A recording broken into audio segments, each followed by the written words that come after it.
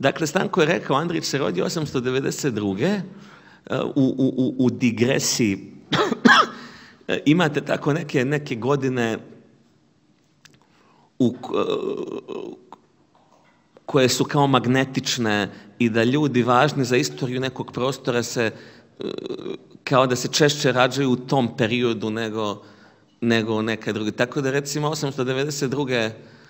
se osim Andrića rodio i čovjek koji se zvao Josip Broza, koji će u istoriju ući pod nadimkom Tito, godinu stariji od njega je Miloš Crnjanski, godinu mlađi Miroslav Krleža, dakle ljudi koji su obilježili istoriju jugoslovenskog prostora u cijelom 20. vijeku, rođeni su zapravo u rasponu od možda 2 godine.